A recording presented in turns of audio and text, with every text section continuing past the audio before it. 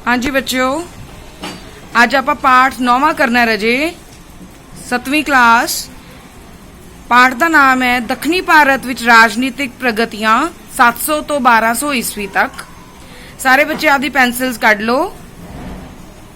मध्यकालीन काल दौरान उत्तरी भारत वांग दक्षिणी भारत विच बहुत सारे राजपूत राज स्थापित होए सन, परंतु उन्हां विचों पल्लव, पांड्या ते चौल राज बहुत शक्तिशाली सन। इस लाइन ते टिक कर लो।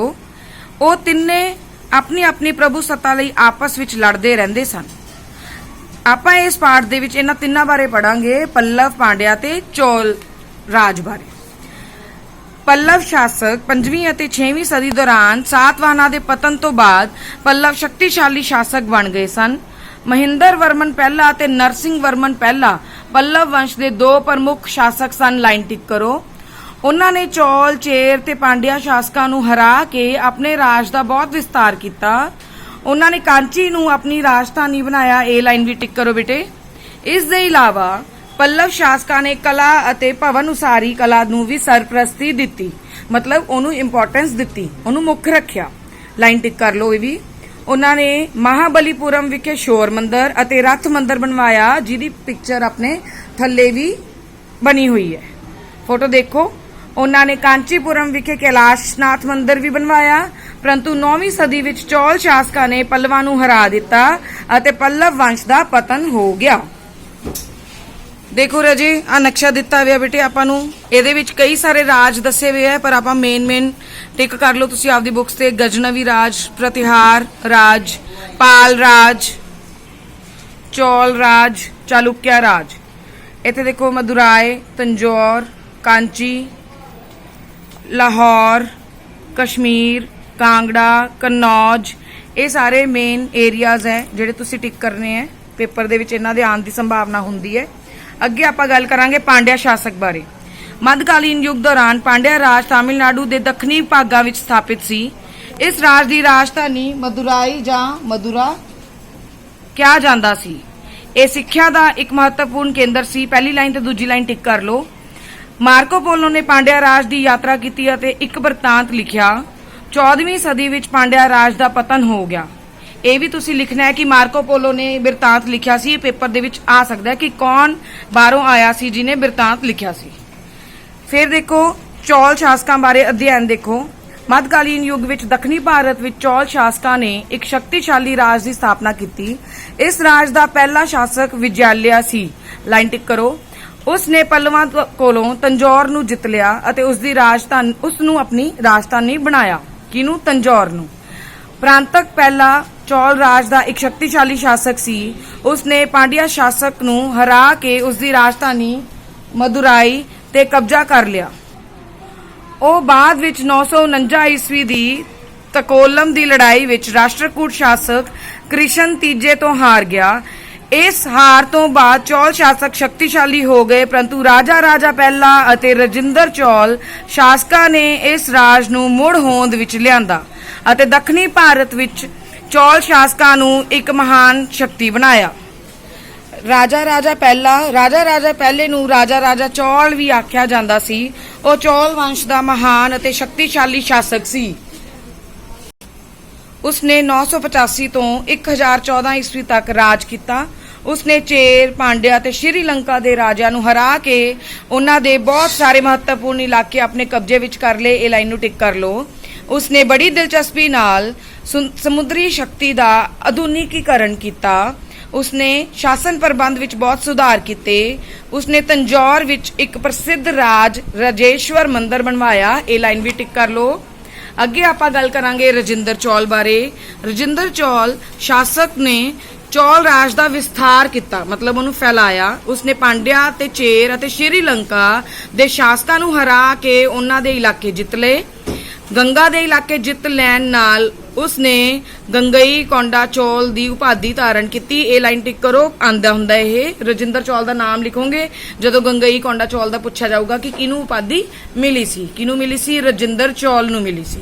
ਰਜਿੰਦਰ ਚੌਲ ਨੇ ਆਪਣੇ ਨਾਂ ਤੇ ਗੰਗਈ ਕੋਂਡਾ ਚੌਲਪੁਰਮ ਨਗਰ ਵਸਾਇਆ। ਉਸ ਨੂੰ ਚੌਲ ਰਾਜ ਦੀ ਰਾਜਧਾਨੀ ਬਣਾਇਆ। ਦੱਖਣੀ ਪੂਰਬੀ ਏਸ਼ੀਆ ਵਿੱਚ ਅੰਡੇਮਾਨ, ਨਿਕੋਬਾਰ, ਮਲਾਇਆ, ਸੁਮਾਤਰਾ ਅਤੇ ਜਾਵਾ ਉਸ ਦੀਆਂ ਮਹੱਤਵਪੂਰਨ ਜਿੱਤਾਂ ਸਨ। ਇਸ ਨਾਲ ਚੀਨ ਅਤੇ ਦੱਖਣੀ ਭਾਰਤ ਦੇ ਆਪਸੀ ਵਪਾਰਕ ਸੰਬੰਧ ਸਥਾਪਿਤ ਹੋਏ। ਇਸ ਨਾਲ ਚੌਲ ਰਾਜ ਦੀ ਆਮਦਨ ਵਿੱਚ ਵੀ ਵਾਧਾ ਹੋਇਆ ਤੇ ਪ੍ਰਬੰਧ ਜਿਹੜਾ ਸ਼ਾਸਨ ਪ੍ਰਬੰਧ ਸੀ ਵਿੱਚ ਬਹੁਤ ਸੁਧਾਰ ਹੋਇਆ। ਰਾਜਿੰਦਰ ਚੌਲ ਦੇ ਉੱਤਰਾਧਿਕਾਰੀ ਆਪਣੇ ਗਵਾਂਢੀ ਸ਼ਾਸਕਾਂ ਨਾਲ ਲੜਦੇ ਰਹਿੰਦੇ ਸਨ। ਸਿੱਟੇ ਵਜੋਂ ਇਸ ਰਾਜ ਦਾ ਅੰਤ ਹੋ ਗਿਆ। ਅੱਗੇ ਆਪਾਂ ਰਾਜ ਪ੍ਰਬੰਧ ਬਾਰੇ ਪੜਾਂਗੇ, ਸਮਾਜ ਬਾਰੇ, ਸਿੱਖਿਆ ਬਾਰੇ ਤੇ ਧਰਮ ਬਾਰੇ, ਜੋ ਕਿ ਬਹੁਤ ਆਸਾਨ ਹੈ। ਚੌਲ ਰਾਜਾ ਬਹੁਤ ਸ਼ਕਤੀਸ਼ਾਲੀ ਹੁੰਦਾ ਸੀ। ਉਹ ਕੇਂਦਰੀ ਸਰਕਾਰ ਦਾ ਮੁਖੀ ਸੀ। ਲਾਈਨ ਟਿਕ ਕਰੋ। ਉਸ ਕੋਲ ਬਹੁਤ ਸਾਰੀਆਂ ਸ਼ਕਤੀਆਂ ਹੁੰਦੀਆਂ ਸਨ, ਪਰੰਤੂ ਉਹ ਸਰਕਾਰੀ ਮਾਮਲਿਆਂ ਵਿੱਚ ਮੰਤਰੀ ਮੰਡਲ ਦੀ ਸਲਾਹ ਲੈਂਦਾ ਸੀ। ਉਹ ਰਾਜ ਪ੍ਰਬੰਧ ਦੀ ਨਿਗਰਾਨੀ ਕਰਦਾ, ਨਿਆਂ ਕਰਦਾ ਅਤੇ ਯੁੱਧ ਵਿੱਚ ਫੌਜੀ ਦਸਤੇ ਭੇਜਦਾ ਸੀ। ਚੌਲ ਵੰਸ਼ ਦੇ ਸ਼ਾਸਕਾਂ ਦਾ ਰਾਜ ਪ੍ਰਬੰਧ ਅੱਜ ਕੱਲ ਦੇ ਰਾਜ ਪ੍ਰਬੰਧ ਨਾਲੋਂ ਕਿਵੇਂ ਵੱਖਰਾ ਸੀ? ਇਹ ਕੁਐਸਚਨ ਪੁੱਛਿਆ ਗਿਆ ਹੈ। ਬਹੁਤ ਈਜ਼ੀ ਹੈ, ਇਹਦਾ ਕੁਐਸਚਨ ਵੀ ਬਣਨਾ ਹੈ ਬੇਟੇ। ਚੌਲ ਰਾਜ ਪ੍ਰਾਂਤਾਂ ਵਿੱਚ ਵੰਡਿਆ ਸੀ, ਜਿਹਨੂੰ ਮੰਡਲਮ ਕਹਿੰਦੇ ਹੈ। ਮੰਡਲਮ ਅੱਗੇ ਵਲਨਾਡੂ, ਜਿਹਨੂੰ ਕੋਟਮ ਵੀ ਕਹਿੰਦੇ ਹੈ, ਉਹਦੇ ਵਿੱਚ ਵੰਡਿਆ ਗਿਆ ਸੀ। ਹਰ ਇੱਕ ਵਲਨਾਡੂ ਵਿੱਚ ਪਿੰਡਾਂ ਦੀ ਨਿਸ਼ਚਿਤ ਗਿਣਤੀ ਸ਼ਾਮਲ ਹੁੰਦੀ ਸੀ। ਚੌਲ ਰਾਜ ਪ੍ਰਬੰਧ ਦੀ ਸਭ ਤੋਂ ਛੋਟੀ ਇਕਾਈ ਪਿੰਡ ਜਾਂ ਨਾਡੂ ਸੀ। ਹਰੇਕ ਪਿੰਡ ਦੀਆਂ 2 ਸਭਾਵਾਂ ਸੀ, ਉਰ ਅਤੇ ਸਭਾ। ਇਹ ਪੂਰਾ ਪੈਰਾ ਤੁਸੀਂ ਲਰਨ ਕਰਨਾ ਬੇਟੇ। ਉਰ ਦੇ ਮੈਂਬਰ ਆਮ ਪਿੰਡੂ ਲੋਕ ਸਨ। ਸਭਾ ਬਾਲਗ ਮਰਦਾਂ ਦਾ ਸਮੂਹ ਸੀ।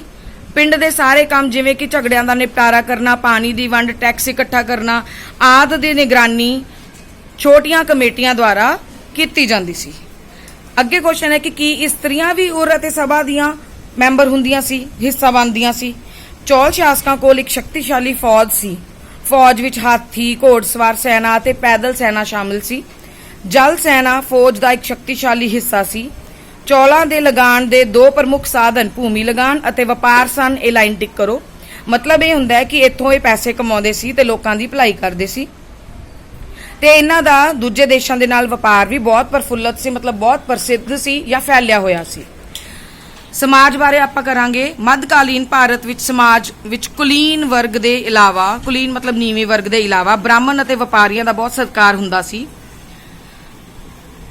ਵਪਾਰੀ ਅਤੇ ਸ਼ਿਲਪਕਾਰ ਸਮਾਜ ਵਿੱਚ ਬਹੁਤ ਆਨੰਦ ਮਾਣਦੇ ਸਨ।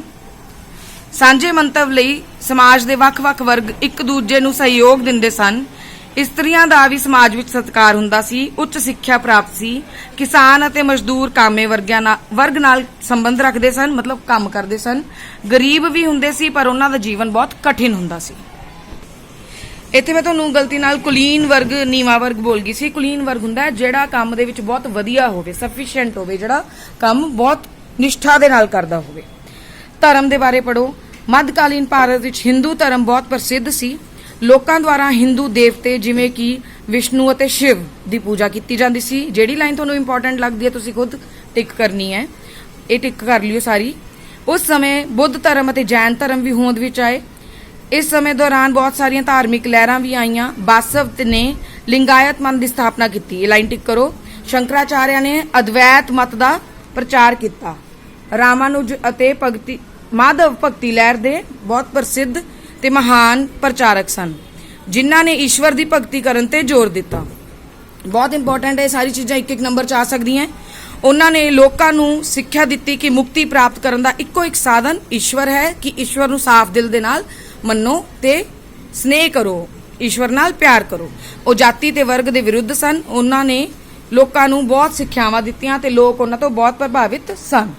ਅੱਗੇ ਹੈ ਸਿੱਖਿਆ ਤੇ ਸਾਹਿਤ ਬਾਰੇ। ਮੱਧਕਾਲੀਨ ਭਾਰਤ ਵਿੱਚ ਚੌਲ ਸ਼ਾਸਕਾਂ ਨੇ ਸਿੱਖਿਆ ਤੇ ਸਾਹਿਤ ਦੇ ਖੇਤਰ ਵਿੱਚ ਬਹੁਤ ਉન્નਤੀ ਕੀਤੀ। ਉਹਨਾਂ ਨੇ ਵਿਆਕਰਣ, ਦਰਸ਼ਨ ਸ਼ਾਸਤਰ, ਕਲਾ, ਵਿਗਿਆਨ ਅਤੇ ਜੋਤਿਸ਼ ਵਿਗਿਆਨ ਵਰਗੇ ਬਹੁਤ ਸਾਰੇ ਵਿਸ਼ਿਆਂ ਨੂੰ ਉਤਸ਼ਾਹਿਤ ਕੀਤਾ। ਸਿੱਖਿਆ ਦਾ ਮਾਧਿਅਮ ਸੰਸਕ੍ਰਿਤ ਅਤੇ ਤਾਮਿਲ ਭਾਸ਼ਾ ਸੀ। ਲਾਈਨ ਟਿਕ ਕਰੋ। ਸਿੱਖਿਆ ਮੰਦਰਾਂ ਦੇ ਵਿਹੜਿਆਂ ਵਿੱਚ ਦਿੱਤੀ ਜਾਂਦੀ ਸੀ। ਚੌਲ ਰਾਜਕਾਲ ਵੱਲੋਂ ਸਮੇਂ ਸੰਸਕ੍ਰਿਤੀ ਅਤੇ ਖੇਤਰੀ ਭਾਸ਼ਾਵਾਂ ਤਾਮਿਲ, ਤੇਲਗੂ, ਕੰਨੜ ਦਾ ਵਿਕਾਸ ਹੋਇਆ। ਇਹ ਕੁਐਸਚਨ ਵਿੱਚ ਆਊਗਾ, ਇਹਨੂੰ ਟਿਕ ਕਰ ਲਓ। ਬਹੁਤ ਸਾਰੇ ਸਾਹਿਤ ਦਾ ਸੰਸਕ੍ਰਿਤ ਤੋਂ ਇਹਨਾਂ ਭਾਸ਼ਾਵਾਂ ਵਿੱਚ ਅਨੁਵਾਦ ਕੀਤਾ ਗਿਆ। ਅਗਲੇ ਜਿਹੜੀਆਂ ਲਾਈਨਸ ਹੋਣਗੀਆਂ ਇਹ ਵੀ ਆਪਾਂ ਉਦਾਹਰਨ ਕੁਐਸਚਨ 'ਚ ਲਿਖਾਂਗੇ ਕਿ ਕੰਬਨ ਵਿਦਵਾਨ ਨੇ ਰਾਮਾਇਣ ਦਾ ਤਾਮਿਲ ਭਾਸ਼ਾ ਵਿੱਚ ਅਨੁਵਾਦ ਕੀਤਾ। ਨਨੀਹਾ ਅਤੇ ਤਿਕਨਾ ਤੇਲਗੂ ਵਿਦਵਾਨਾਂ ਨੇ ਮਹਾਭਾਰਤ ਦਾ ਤੇਲਗੂ ਭਾਸ਼ਾ ਵਿੱਚ ਅਨੁਵਾਦ ਕੀਤਾ। ਸਾਨੂੰ ਮਹਾਕਾਵ ਰਾਮਾਇਣ ਅਤੇ ਮਹਾਭਾਰਤ ਤੋਂ ਦੱਖਣੀ ਭਾਰਤ ਦੇ ਮੁੱਢਲੇ ਅਤੇ ਉੱਤਰ ਮੱਧਕਾਲੀਨ ਯੁੱਗ ਦੇ ਇਤਿਹਾਸ ਬਾਰੇ ਜਾਣਕਾਰੀ ਮਿਲਦੀ ਹੈ। ਤਾਮਿਲਨਾਡੂ ਵਿੱਚ ਜ਼ਿਮੀਂਦਾਰੀ ਪ੍ਰਥਾ ਦਾ ਵਿਸਥਾਰ ਚੌਲ ਸ਼ਾਸਕਾਂ ਨੇ ਤਾਮਿਲਨਾਡੂ ਵਿੱਚ ਖੇਤੀ ਦਾ ਵਿਕਾਸ ਕਰਨ ਲਈ ਬਹੁਤ ਧਿਆਨ ਦਿੱਤਾ। ਸਿੱਟੇ ਵਜੋਂ ਉੱਥੇ ਜ਼ਿਮੀਂਦਾਰੀ ਪ੍ਰਥਾ ਦਾ ਬਹੁਤ ਵਿਸਤਾਰ ਹੋਇਆ। ਚੌਲ ਸ਼ਾਸਕਾਂ ਨੇ ਸਿੰਚਾਈ ਪ੍ਰਬੰਧ, ਸਿੰਚਾਈ ਹੁੰਦਾ ਪਾਣੀ ਦੇਣਾ ਖੇਤਾਂ ਨੂੰ, ਸਿੰਚਾਈ ਵੱਲ ਬਹੁਤ ਧਿਆਨ ਦਿੱਤਾ। ਸਿੰਚਾਈ ਲਈ ਲਗਭਗ ਸਾਰੇ ਦਰਿਆਵਾਂ, ਖਾਸ ਕਰਕੇ ਕਾਵੇਰੀ ਦਰਿਆ ਦੀ ਵਰਤੋਂ ਕੀਤੀ ਗਈ। ਲਾਈਨ ਟਿਕ ਕਰੋ, ਪੁੱਛਿਆ ਜਾ ਸਕਦਾ ਹੈ ਕਿਹੜੀ ਨਦੀ ਦੀ ਵਰਤੋਂ ਕੀਤੀ ਗਈ ਸੀ। ਜਿੱਥੇ ਉਹਨਾਂ ਦਾ ਪਾਣੀ ਲਿਜਾਣਾ ਸੰਭਵ ਨਹੀਂ ਸੀ, ਉੱਥੇ ਉਹਨਾਂ ਨੇ ਸਿੰਚਾਈ ਕਰਨ ਲਈ ਬਹੁਤ ਸਾਰੇ ਤਲਾਅ ਬਣਾਏ। ਉਹਨਾਂ ਨੇ ਖੇਤਾਂ ਵਿੱਚ ਪਾਣੀ ਦੀ ਵੰਡ ਕਰਨ ਲਈ ਇੱਕ ਤਲਾਅ ਕਮੇਟੀ ਵੀ ਬਣਾਈ।